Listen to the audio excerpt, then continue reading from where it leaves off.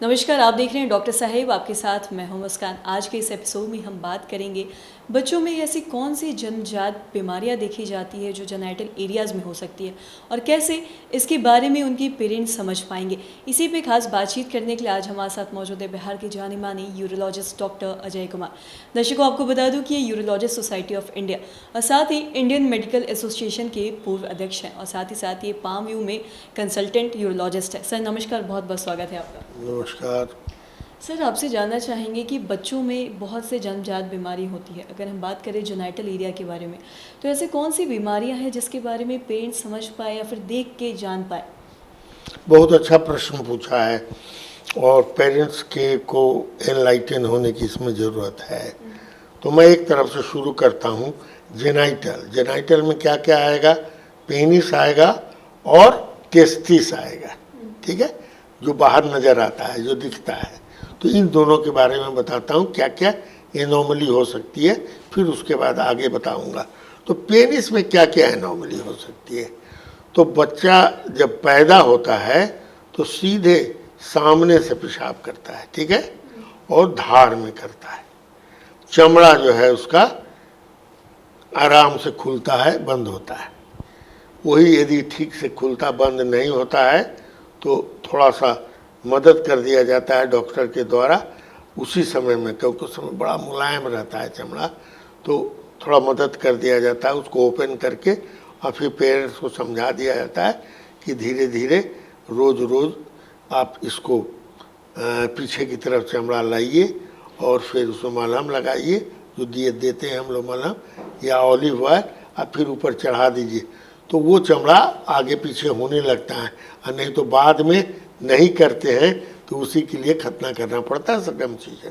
अब है कि पेशाब का मुंह यहाँ रहना चाहिए सामने, लेकिन डेवलपमेंटली वहाँ तक पेशाब का रास्ता पहुँचता नहीं है। तो कभी कभी रहेगा कि जो सामने जो ग्लांस है उसके एरिया में नीचे हो जाएगा पेशाब का रास्ता, उसके नीचे पेनिस में कोई भी जगह पर पेशाब का रास्ता खुल जाएगा, ऊपर नहीं जाएगा। कभी कभी स्क्रोटम में ठीक बीच में पेशाब का रास्ता खुलता है, और कभी कभी तो पेरिनियम में भी पखाना का रास्ता और स्क्रोटम के बीच की जो जगह है वहाँ से पेरिनियल हाइपोस्पीडियस, इस कंडीशन को हम लोग कहते हैं हाइपोस्पीडियस।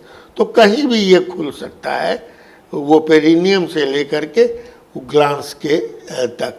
और उसके साथ साथ एक और एबनॉर्मेलिटी होती है, जनरली होती ही है 10 केस में, कम से कम 8 केस में हो जाती है, 9 केस में, कि पेनिस टेढ़ा भी हो जाता है और चमड़ा उसका हुड की तरह, गेहूं सांप की तरह हुड की तरह सारा चमड़ा ऊपर चलाता है और टेढ़ा हो जाता है पेनिस। तो टेढ़ा पेनिस, छेद पीछे, इसको कहते हैं हम लोग हाइपोस्पीडियस विथ कॉर्डी। एक होता है छेद यहीं पर ऊपर है कहीं लेकिन टेढ़ा नहीं है, तो सिर्फ हाइपोस्पीडियस कहते हैं।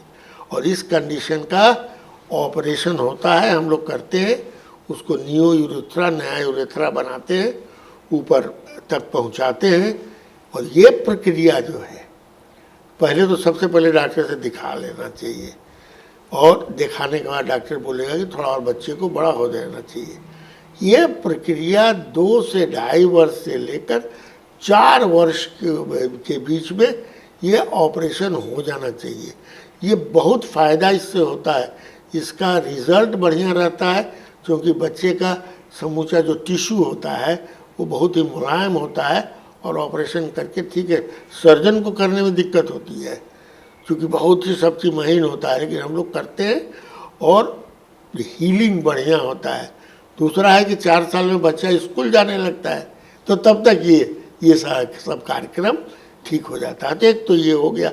दूसरा, अब टेस्टिस में देखो, अब पेरेंट्स छू रहे हैं और देखा कि स्क्रोटम लटका वाले में कौड़ी है, ये नहीं है, दोनों तरफ छू रहे हैं, कौड़ी नहीं, कभी एक तरफ नहीं है, कभी दोनों तरफ नहीं है।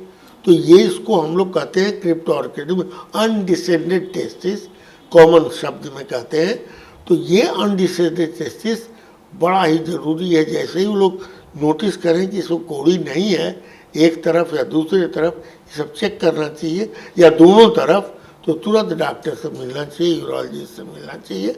और फिर उसमें भी हम लोग कुछ महीने वेट 6 महीना साल भर वेट करते हैं।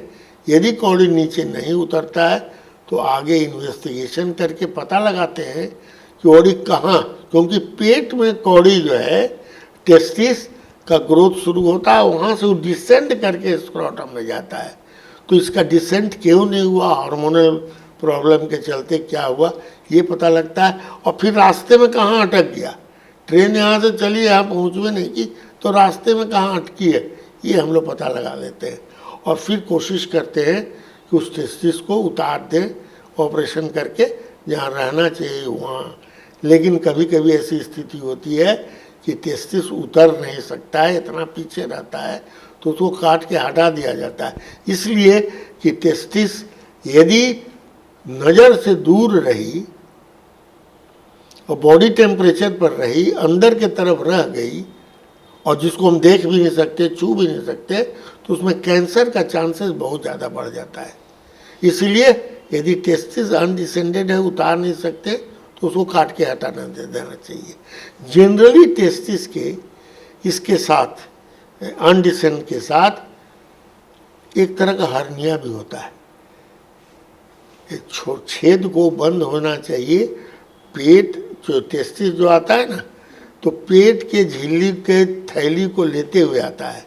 जनरली उसको बंद हो जाना चाहिए, जहाँ से इंग्वानियल कैनाल के अंदर, लेकिन किसी किसी से बंद नहीं होता है तो बहुत पानी अंदर भर जाता है और वो बड़ा टेस्टिस एक तरफ हो जाएगा, और माने स्क्रोटम, तो उसको कहते हैं कंजेनाइटल हर्निया।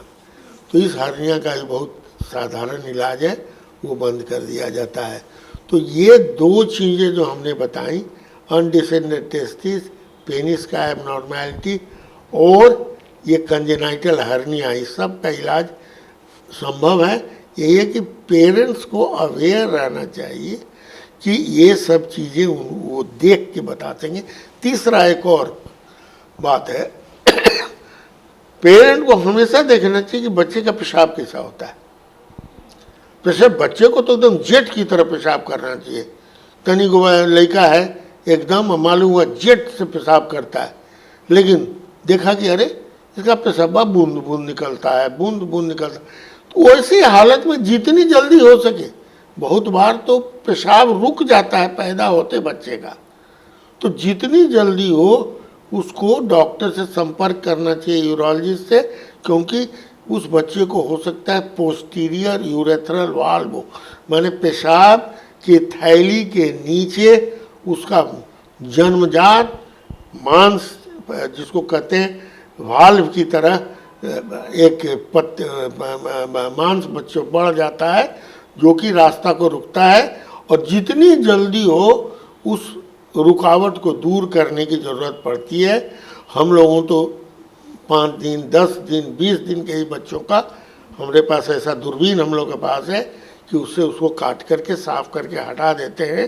तो वैसा जितना अर्ली होगा उतना फ़ायदा ये होगा, क्योंकि ज़्यादा दिन छोड़ देने पर किडनी पर दबाव, कभी कभी तो पैदाइशी किडनी पर भी दबाव रहता है, लेकिन किडनी पर दबाव पड़ेगा और उसका किडनी खराब हो जाता है, और उस समय मान लिया थोड़ा ठीक ठाक भी रहा, लेकिन बच्चा जब थोड़ा बड़ा होता है तो उसका किडनी फेलियर में चला जाता है। इसलिए ये बहुत इम्पोर्टेंट है कि बच्चे के धार का इंस्पेक्शन किया जाए। नहीं धार यदि सेटिस्फैक्ट्री है तो तुरंत सलाह ली जाए, और तुरंत इलाज यदि हो जाएगा तो ठीक रहेगा, और नहीं तो किडनी खराब होने का डर रहता है। बहुत बहुत शुक्रिया सर, ये तमाम जानकारी देने के लिए। हमारे जो दर्शक हैं उनके लिए जो जानकारी है बहुत ही महत्वपूर्ण है। बहुत बहुत शुक्रिया सर। धन्यवाद। आशा करते हैं दर्शकों ये जो तमाम जानकारी है आपके लिए लाभदायक रही हो। तो आज के इस वीडियो में इतना ही। अगर आपने अब तक हमारे चैनल को सब्सक्राइब नहीं किया तो तुरंत कर ले, साथ ही हमारे फेसबुक पेज को लाइक करें। वीडियो देखने के लिए आपका धन्यवाद।